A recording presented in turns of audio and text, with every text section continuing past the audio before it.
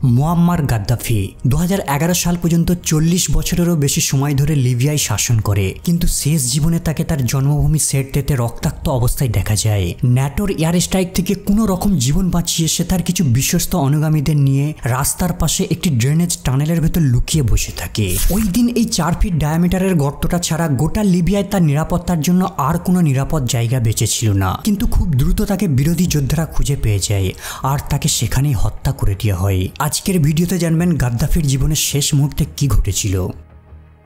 2011 সালে গ্রীষ্মের সময় লিবিয়ার রাজধানী ত্রিপোলি প্রায় পতনের দ্বার প্রান্তে পৌঁছে যায়, কিন্তু মুয়াম্মার গাদ্দাফি আর তার লোকেরা শেষ নিঃশ্বাস পর্যন্ত বিরোধী ফাইটারদের বিরুদ্ধে লড়াই চালিয়ে যেতে থাকে। ঠিক এই সময় গাদ্দাফি, তার পুত্র মোতাসিম, গাদ্দাফির কিছু বডিগার্ড আর বিশ্বস্ত অফিসারেরা ত্রিপোলিতে তাদের প্রধান ঘাঁটি বাব আল আজিজিয়ায় একটি মিটিং রুমে সবাই জমায়েত হয়, আর এখানে তারা এক লাইফ চেঞ্জিং সিদ্ধান্ত নিতে চলেছে।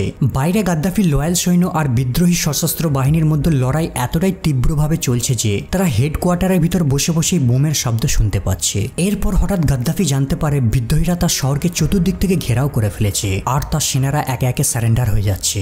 গাদ্দাফির পুত্র মোতাসিম জানায়, আমাদেরকে যত সম্ভব দ্রুত শহর ছাড়তে হবে আর আমরা সবাই আলাদা হয়ে ভিন্ন ভিন্ন ডিরেকশনের দিকে যাব, যাতে বিদ্রোহী ফাইটাররা আমাদের একসাথে খুঁজে না পায়। গাদ্দাফি ছেলের বক্তব্যকে শুনে কিছু সময় চিন্তা করে আর তারপর সে জানায়, না, আমি সেরেতে যাব, যেখানে আমার জন্মভূমি। যদি মরতে হয় তাহলে সেখানে গিয়ে মরব।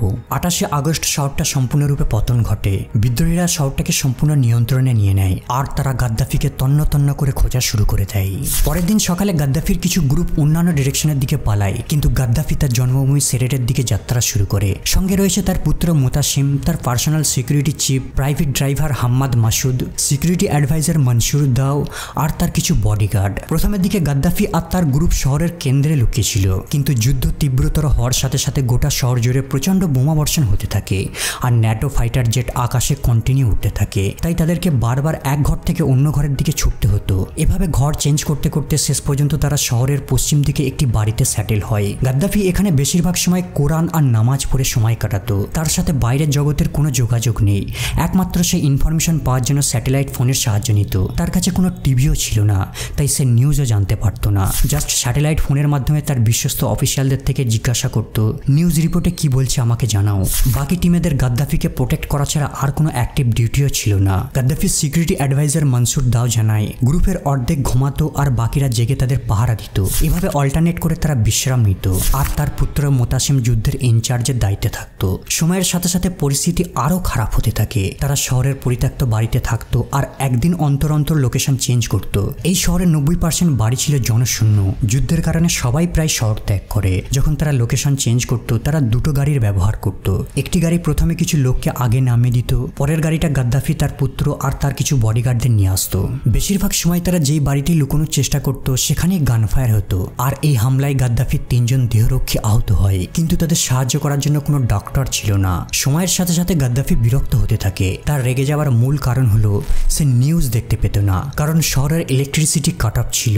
সে রেগে গিয়ে মাঝে মাঝে তার সঙ্গীদের বলতো, যদি তোমরা ভয় পেয়ে থাকো তাহলে আমার সাথ ছেড়ে চলে যেতে পারো। এদিকে যতই দিন গড়াচ্ছে লড়াই ততই তীব্র হচ্ছে। 19 অক্টোবর রাতে সশস্ত্র বাহিনী তাদের টার্গেট করে কন্টিনিউ গুলি আর বোমা বর্ষণ করতে থাকে। মোতাসিম উপলব্ধি করতে পারে এভাবে চোরের মতো পালিয়ে তারা আর বেশি দিন বাঁচতে পারবে না। তাই তারা গাদ্দাফির শেষ সৈন্যদলকে ডেকে নেয় আর কিছু সিভিলিয়ানকে ডাকে যারা গাদ্দাফিকে সাপোর্ট করত, আর এদেরকে সঙ্গে নিয়ে তারা একটা নতুন পালিয়ে যাওয়ার পরিকল্পনা তৈরি করে। কিন্তু এখন তাদের কাছে সবথেকে বড় প্রশ্ন হলো তারা কোন পথ দিয়ে পালাবে। তাদের প্ল্যান ছিল ভোর 4টের সময় অন্ধকারের মধ্য দিয়ে তারা গাড়ির লাইট অফ রেখে পালাবে, কিন্তু সেনাদের অর্গানাইজ করতে তাদের দেরি হয়ে যায়। তখন বাজে সকাল 8টা আর এই বিলম্বের কারণে তাদের গোপনে পালাবার সুযোগ নষ্ট হয়ে যায়। তাদের এই কনভয়টিতে 250 জন ব্যক্তি আর 50টা গাড়ি ছিল। সঙ্গে ছিল মেশিন গান, অ্যান্টি এয়ারক্রাফট গান আর কিছু গোলা বারুদ। প্রথমের দিকে তারা উপকূল ধরে ফাঁকা গ্রামের মধ্য দিয়ে পশ্চিমের দিকে চুপি চুপি যাওয়া শুরু করে। তাদের লক্ষ্য ছিল সেরতে হয়ে দক্ষিণের ডেজার্ট সিটি সাবাতে যাবে আর সেখান থেকে বর্ডার ক্রস করে নাইজারে প্রবেশ করবে।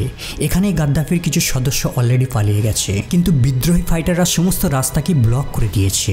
এদিকে গাদ্দাফি জানে না যে ন্যাটো ড্রোনগুলো সিরতে শহরের উপর কয়েক সপ্তাহ ধরে কড়া নজর রেখেছে। আমেরিকা আর ফ্রেঞ্চ ইন্টেলিজেন্সও ওই এরিয়াতে নজর রেখেছে। সামান্য স্ট্রেঞ্জ মুভমেন্টের অর্থ গাদ্দাফি পালাবার পরিকল্পনা করছে।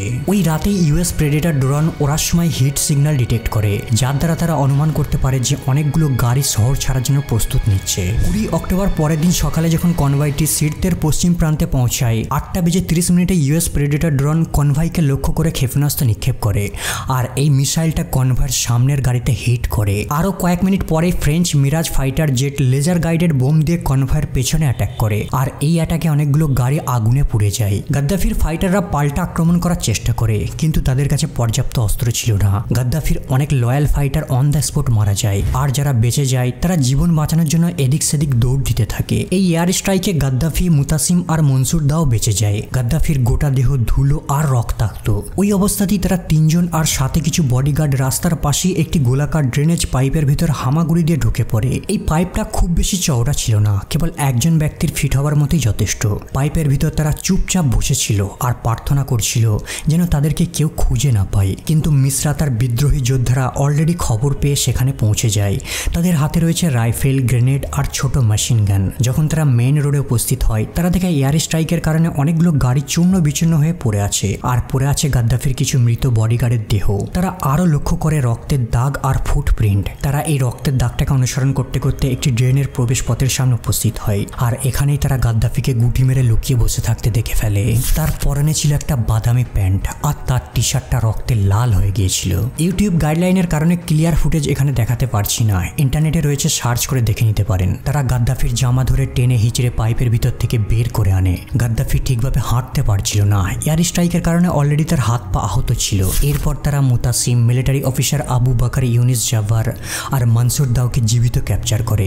বাকি যারা পালিয়ে যাওয়ার চেষ্টা করছিল এদেরকে শ্যুট করে দেওয়া হয়, আর কিছু জনকে বন্দি করে নেওয়া হয়। গাদ্দাফির ক্যাপচারের নিউজ ফোন আর রেডিওর মাধ্যমে দ্রুত সব জায়গায় ছড়িয়ে পড়ে। ধীরে ধীরে আরও বিদ্রোহী ফাইটাররা সেখানে জমা হতে থাকে। এরা তাকে লাঠি আর ঘুষি মারতে থাকে। অনেকে অকথ্য ভাষায় তাকে গালাগালি দিতে থাকে, কেউ চুল ধরে আবার কেউ জামা ধরে টানতে থাকে। তাদেরকে নিয়ন্ত্রণ করার মতো সেখানে কেউ ছিল না। সবাই যেন তার উপর বহুদিনের জমে থাকা ক্ষোভ প্রকাশ করছে। বিদ্রোহী ফাইটাররা তাকে টানতে টানতে রাস্তায় নিয়ে আসে। গোটা শহরে তাকে ঘোরাবে বলে ট্রাকের উপর তোলে, কিন্তু ট্রাকের উপরেও কিছু বিদ্রোহী উঠে পড়ে আর তাকে ছুরি দিয়ে আঘাত করতে থাকে। একজন বিদ্রোহী গাদ্দাফির হাত থেকে ওয়েডিং রিং ছিনিয়ে নেয়। এই রিংয়ে তার স্ত্রীর নাম লেখা রয়েছে, সাফিয়া 1970। ইতিমধ্যে গাদ্দাফি অজ্ঞান হয়ে যায়, তার দেহে আর কোনো সারা শব্দ নেই। যখন তাকে হসপিটালে নিয়ে যাওয়ার জন্য অ্যাম্বুলেন্সে তোলা হয়, ততক্ষণে সে মারা গেছে। ডাক্তারদের মতে তার মাথায় আর পেটে শ্যুট করা হয়েছিল, কিন্তু এই খুনের জন্য অপরাধীদের যথাযথ বিচার হয়নি, আর কেউ নিশ্চিতভাবে জানেও না যে তাকে কে হত্যা করেছিল।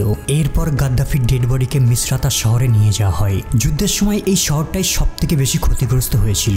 এরপর তার ডেড বডিকে ডিসপ্লের জন্য বাজারে একটি ঠান্ডা মাংসের লকারের ভিতর বন্দি করে রাখা হয়। তার লাশকে সচক্ষে দেখার জন্য বহু দূর দূরান্ত থেকে মানুষেরা আসতে থাকে। অনেকে তার ফটো ভিডিও ক্যাপচার করে আর সোশ্যাল মিডিয়ায় শেয়ার করে। তার পুত্র মোতাসিমের বডিকেও মিসরাতায় নিয়ে আসা হয়। মোতাসিমের বুকে গুলি মারা হয়েছিল, আর সে ওই ঘটনাস্থলেই মারা গিয়েছিল। তবে গাদ্দাফির সিকিউরিটি চিফ মনসুর দাওকে বন্দি করে কারাবাসে পাঠিয়ে দেওয়া হয়। 2023 সালে সে মুক্তি পায়। বর্তমানে সে মিশরের কায়রোতে বাস করে। 23 অক্টোবর ওই ঘটনার 3 দিন পর লিবিয়ার অন্তর্বর্তীকালীন কর্তৃপক্ষ অফিসিয়ালি ঘোষণা করে যে ফাইনালি লিবিয়ার সিভিল ওয়ারের সমাপ্তি ঘটেছে। কিন্তু এখন তাদের কাছে সবথেকে বড় প্রশ্ন হলো গাদ্দাফির লাশকে কোথায় সমাহিত করা হবে। তারা সিদ্ধান্ত নেয় গাদ্দাফির লাশকে এমন এক জায়গায় দাফন করা হবে যেন সাধারণ নাগরিকেরা টের না পায়, তাহলে আবারও অস্থিরতার পরিবেশ তৈরি হবে। এই কারণে 25 অক্টোবর 2011 সালে তার লাশকে রাতের বেলায় লিবিয়ার কোনো এক গোপন মরুভূমিতে সমাহিত করা হয়েছিল।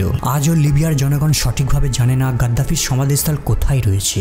বন্ধুরা, এই বিষয়ে কোনো সন্দেহ নেই যে গাদ্দাফির মৃত্যু ছিল সবথেকে অপমানজনক, কিন্তু তার মৃত্যুতে লিবিয়ার নিষ্ঠুরতার অবসান ঘটেনি, বরং এটা ছিল আরো ভয়ঙ্কর কিছুর সূচনা। ওই দিন লিবিয়ার মানুষ অজান্তেই নিজেদের পায়ে নিজেরাই কুড়ুল মেরেছিল। একটা সময় গাদ্দাফি বলেছিল, আমার পরে বন্যা হবে, মানে আমি চলে গেলে সবকিছুই ভেঙে পড়বে, ঠিক যেভাবে বন্যা সবকিছুকে ভাসিয়ে নিয়ে যায়। আজ দেশটার অবস্থা সত্যি শোচনীয়, যেখানে এই দেশের মানুষ গাদ্দাফির শাসনের আন্ডারে ফ্রি শিক্ষা ব্যবস্থা, free health care, free electricity, ঘরে ঘরে চাকরির সুযোগ সুবিধা ভোগ করত। কিন্তু গাদ্দাফির মৃত্যুর পর থেকে এই দেশটা আজও শান্তি ফিরে পায়নি। 2011 সালের পর থেকে গৃহযুদ্ধ, অনাচার আর বিভিন্ন গোষ্ঠীর মধ্যে সংঘাতের কারণে দেশটা যেন নরকে পরিণত হয়ে গেছে।